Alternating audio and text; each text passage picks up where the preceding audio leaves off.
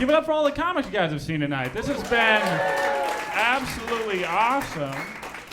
I like that they say in stand-up you're supposed to dress one level above the audience. And there are 3 people in here with this exact same shirt right now. There are 3 people. Don't look around. You guys will start comparing us. That's rude. I'll let you guys know I ironed this for you. I wore my good flannel. All right. It's true. My comedy album came out. It's playing on Sirius XM, and it got me featured in Costco Connection magazine. Yeah, my grandma is so proud of me right now. She is so stoked that that's happening. My mom is proud too. I was curious if I should even keep bringing up the fact I was in it, because it came out in February of last year. But my mom was like, oh, Robert, just keep bringing it up. You never know who still has one. If any of you still has Costco Connection magazine from February, get some help. Because that is clearly a sign of depression. Also, send it to me. I'll sign it. I don't have anything else going on. I was in Costco Connection magazine. It's so weird that I got into that. It's weird because it's for throwing away. We all know that, right? I had my dreams written on litter. That happened. That's a real thing that happened. And I know that's true because I had friends who called me up and they were like, oh, congratulations on getting in. I was like, why did you find that? I don't understand. I think one person found it the right way. They called me up and they're like, oh, congratulations on getting on the last page of Costco Connection magazine. You see, it's the perfect page. You see, as I was throwing it away into the garbage, it flipped open to your page, and I was like, oh, hey, wait a minute, I know that guy. And that's how you're supposed to find it. That's the exact way. And I know that's true because I was doing this joke one night, and I had a friend come up to me after my set and was like, you know what? Honestly, I'd thrown away my Costco Connection until I saw your mom's Facebook post. Then I fished it out of the garbage, read the article, then I threw it right back in the garbage. And I'm like, you're a good friend. And I do want to get back in, mainly because I made a couple mistakes in the interview, and I want them back. Like the guy, he asked me, he was like, so do you write your jokes in little bits and pieces, or does it come in waves? And I was like, are you asking me if I write jokes in bulk? Costco? No, Costco. That's very much a you thing. And then he was like, are you this funny in person so people will come to your shows? And I was like, no, I don't do samples, Costco. You were really projecting right now. It's true, I got back in that. And actually, I am curious, has anybody in here actually kept their New Year's resolution at this point? Anybody in here? Oh, good for you. What's your New Year's resolution? Not to talk during stand-up shows. Good job, you're keeping it. Good job. I actually have decided I'm never doing another New Year's resolution. I'm never doing it because in 2020, I did a New Year's resolution and everything went south from there. I actually gave up on my New Year's resolution 9 days into 2020. I was gonna get in super great shape, and then I made a common mistake. I got hit by an industrial tow truck at 60 miles an hour. Yeah, and I remember as I was laying on the side of the road, I was like, I don't have to go to the gym this year. This is nice. This is actually kind of nice. I was in a car, by the way. I want you to know that. You sounded so concerned. This is not a miracle. This would be a very different stand-up set right now if I wasn't in a car. No, this is not a miracle. This is a premise. I want you to know I'm okay. I got hit by an industrial tow truck at 60 miles an hour, and funniest thing will happen to you when you get hit by an industrial tow truck. Everyone will just tell you, you're gonna need a tow truck. And so I just looked at the dude that hit me, and I was like, I mean, you kinda owe me one right now. And he was like, actually, I can't tow you. This is an industrial tow truck. Your car is too small for me to tow you. And I was like, are you telling me I had to get hit by a different tow truck to make this work out? I'm leaving you guys a weird Yelp review. Just like Ken's Towing. If they hit you, they won't tow your car. 3 stars. I don't feel comfortable giving him a 1-star. I didn't use the service. And I did. I got hit my passenger side. That's an inconvenient place to get hit by a tow truck, even if it's the right tow truck.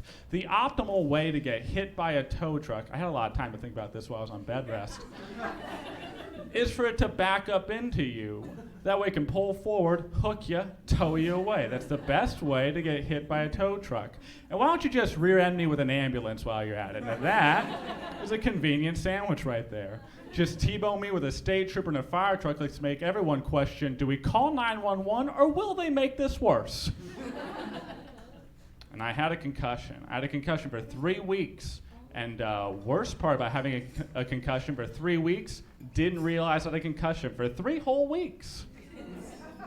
I just thought I was having a dumb week. Followed by another dumb week. I was on track for a stupid month. That's what I thought was happening. And I have those. Like, I'm not a stupid person, but I am the type of man that I once locked my keys in my car twice on the same day in the same spot. And I gotta say, the second call to AAA was the worst. Because I got the same dude 2 times in a row, and I thought about hanging up just out of sheer embarrassment. I was like, no, this is gonna be the fastest call to AAA anyone's ever seen. Like, hey, Carlos, hope you had a good lunch break. I know standard rates apply. Ship it.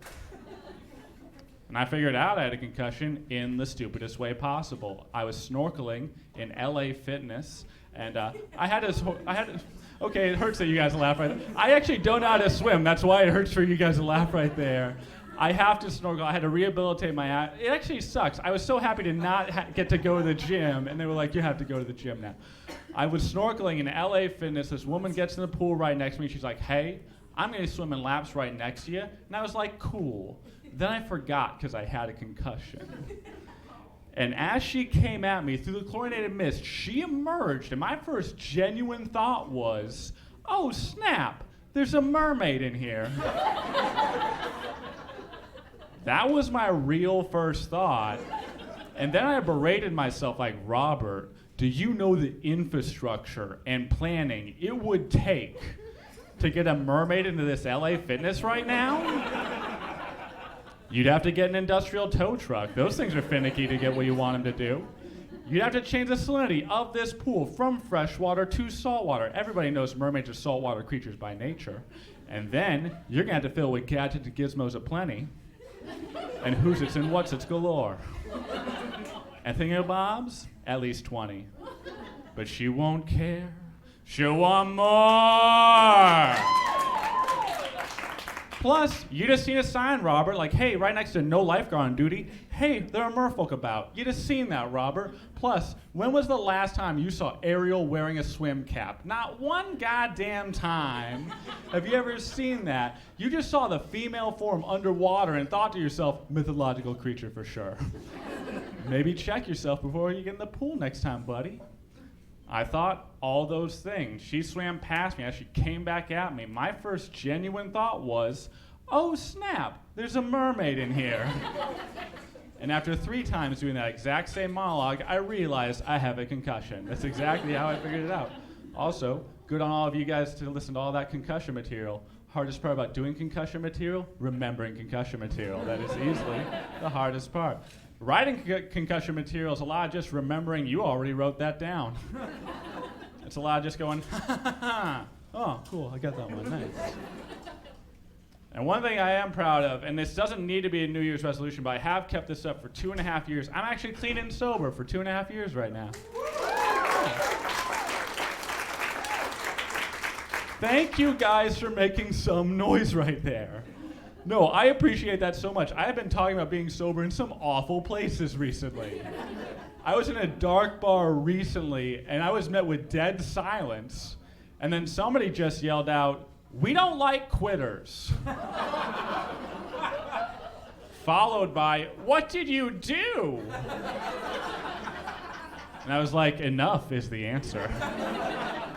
I quit drinking. I'm a better person this way, and I know I'm a better person because 1 drink in, I was dancing no matter what, and no music needed to be played for that to happen. And I was offbeat to the rhythm of my own soul 100% of the time. It was annoying. And then 2 drinks in, everybody in here gets to find out how I think my high school wrestling career should have gone. And long story short, it went the way it should have. I am better this way, but I do think it's funny. The first person to congratulate me on getting sober, I used to work as the general manager of the Comedy Underground, and the first person to congratulate me on getting sober was my beer rep. Yeah, what a weird person to congratulate you on getting sober. He was like, oh, that is so good for you. I'm like, I don't think you can say that. And he was like, why? And I'm like, because you're Anheuser-Busch. That'd be like Krispy Kreme donuts being like, good luck on that diet. Plus, the way he did it felt very sponsored, where it was just like, I hope your sobriety is as cool and refreshing as the Rocky Mountains. That's weird. That's a weird thing you did right there. But I did. I quit drinking. I'm better this way. That being said, I miss drinking terrible alcohol. I miss the good times I had with my friends drinking terrible alcohol. Like, we used to drink Prestige gin. And the fact that none of you reacted to that tells me you're better than me at this point. For all of you that have your livers intact, I'll explain the fastest way to explain what Prestige gin is, $5 for a half gallon. That's all you have to know. Yeah, you can chase it with Purell. It will make it better. It is an awful alcohol. And my friends used to give them to me as penalty shots. They'd be like, Robert, you're making a lot of animal noises. It's weirding us all out. Penalty shot.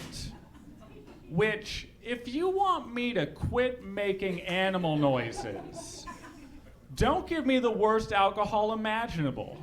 Because that's exactly what you're going to get. Just a lot of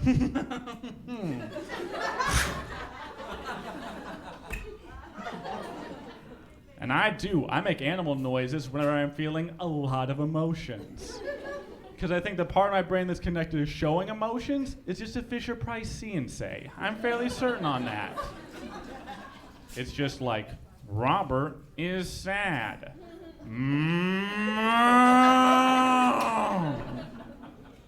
Robert is fed up. Robert is down with the sickness. Oh, whatever you guys do. I don't know. Thank you guys. This side of the room really gets that joke. You guys are more just appreciating the noise. I like you guys just to say. Oh, I appreciate you guys selected. I practiced that dumbass noise for a long time to make that dumbass noise. I wrote that joke before I could do the noise, you guys. That is absolutely true. I spent all day long, a crazy man in my apartment, getting that wrong. Just like, No, you're offbeat, man. You're gonna get this. Like, my dog fucking hates that noise, you guys. She's never growled at me in her life, but the second I make that noise, she's just like, You need to go for a walk right now, and do not bother taking me. She's more a Pantera fan is what I'm saying. Anyways. And I think you guys can tell, based on that noise, I'm single right now. Yeah, it's good that you guys laugh right there. I know what I did. I am. I'm single right now. I'm single, and I don't know what I'm looking for in a relationship, and there's never been a more exemplary moment from my life that is true than the fact that I dated 6 women in a row named Sarah. Yeah, I'm going to be honest, after the 4th one, I was like, you know what, I got to keep this streak alive. I would just hear the name Sarah, and I was like, let's see if if there's anyone in here named Sarah, I guarantee you I can date you for 1 to 3 weeks. I believe that.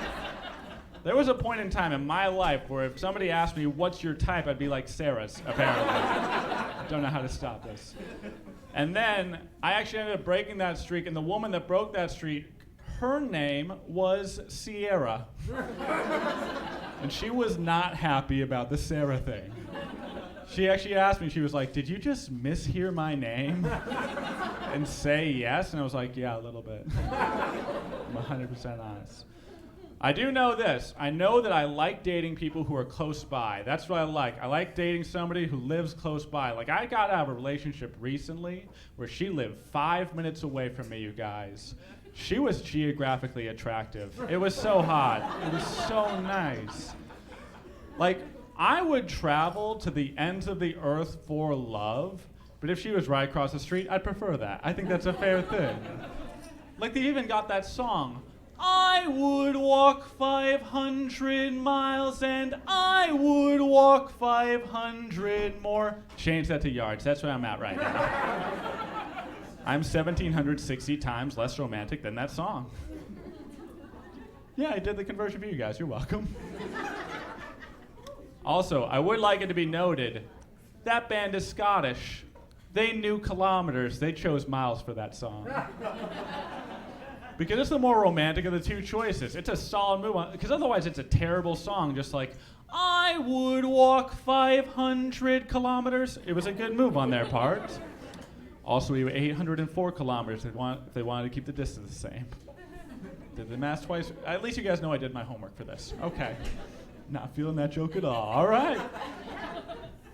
I will say this. This is what I need to have. I don't like dating nowadays. Mainly for this reason is you need a good photo if you're going to date nowadays. And I do not take good pictures. I know that about myself. If any of you flip open your phone right now, take a shot, you'll go, ugh. And I know that. I know that. Like, right now, I've taken one good photo my entire life, if I'm 100% honest, and that photo is in Costco Connection magazine right now. My Tinder profile is just that picture, then the Costco Connection magazine article, which is a solid move. I got a Kirkland signature on my Tinder profile. It's a legit move. And I have to do that because, like I said, I don't look good when I'm still. I don't look good in that moment. Like, I'm not gonna date someone who can freeze time. It's never gonna come up the whole time we're dating. Like, I look a lot better when I'm moving around. Like, honestly, I'm a moving 7 and a still 4. I have to keep moving at all times, or else all of a sudden it's just, it gets a lot worse, and I know that. So every day, I gotta move like a street fighter. Every single day, I wake up and I hear a fight, and I get out of bed like this. And that was Blanca. I think it's the cute one. Like, honestly, I look like Ross from Friends and Nicolas Cage got together.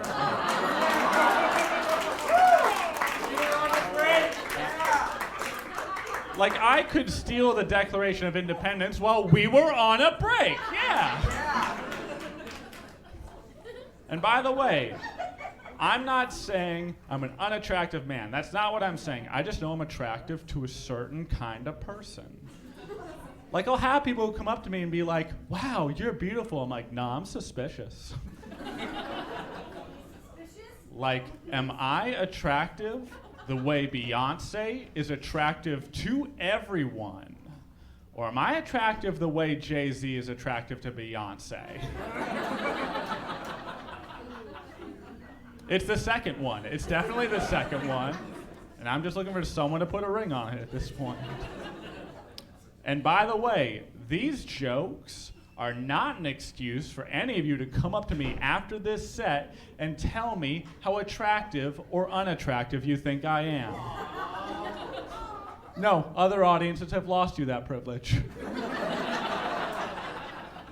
Because I've had dudes come up to me and be like, hey man, you're not like that bad looking.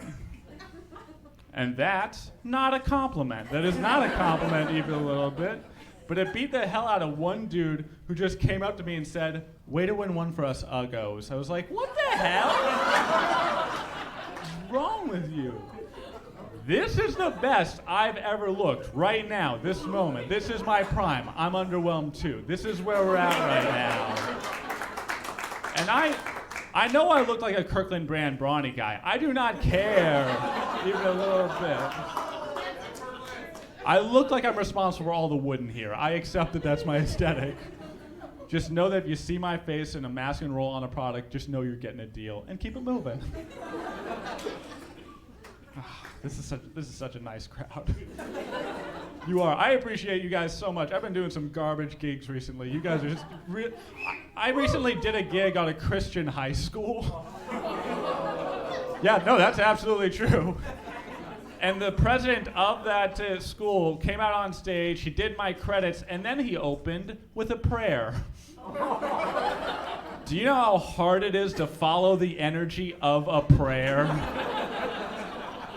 Like, God may be almighty, but he's also kind of a buzzkill. If I'm 100% honest, really hard to do it.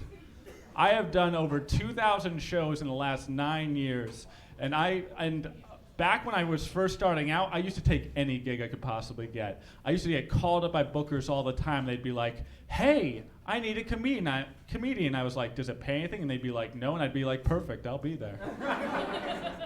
Like 2 years in, I was booked on a kids show.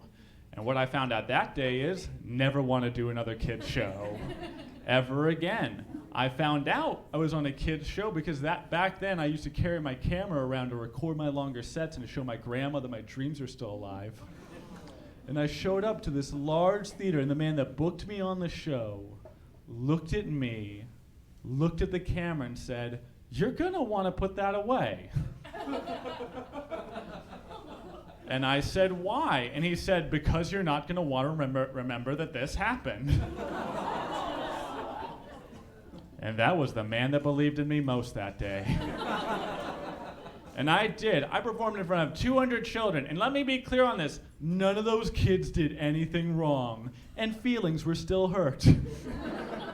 I found out how to make 200 children completely silent for 20 whole minutes.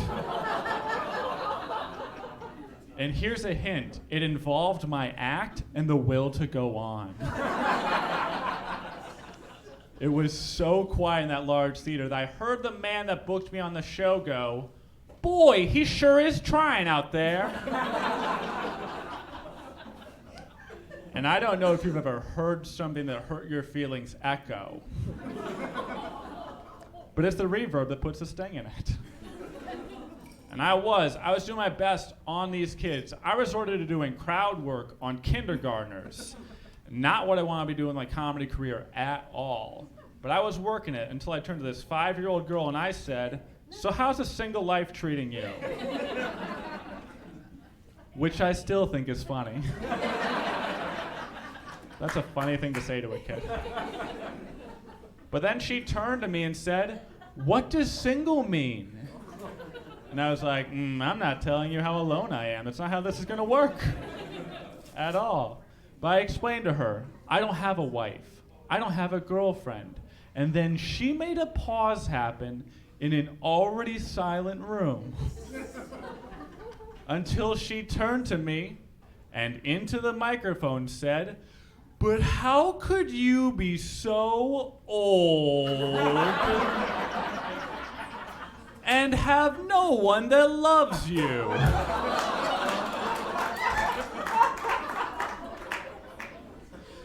Finally, a reason to cry myself to sleep at night. And from there, I heard the man that booked me on the show go, "Ha!" And that was the second time I heard something that hurt my feelings echo. So I appreciate every single person in this room right now, and you guys have been an absolutely wonderful audience. Thank you.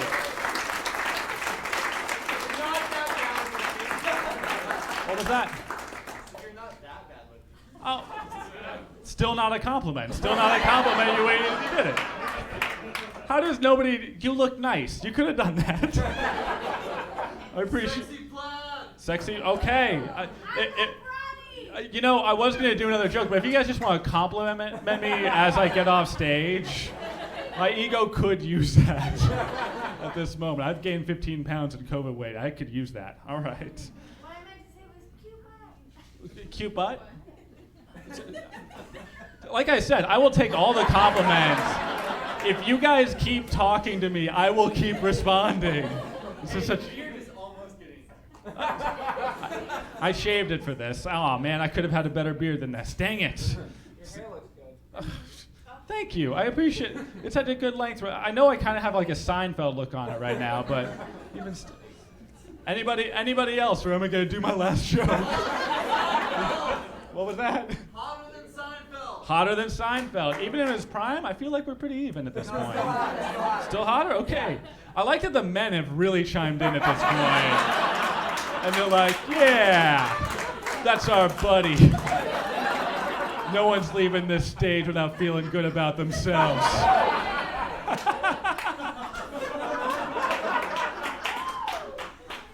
You know what? I think I'm just going to end right now. You guys have been absolutely wonderful. My name is Robert Pidde. You all have a wonderful night.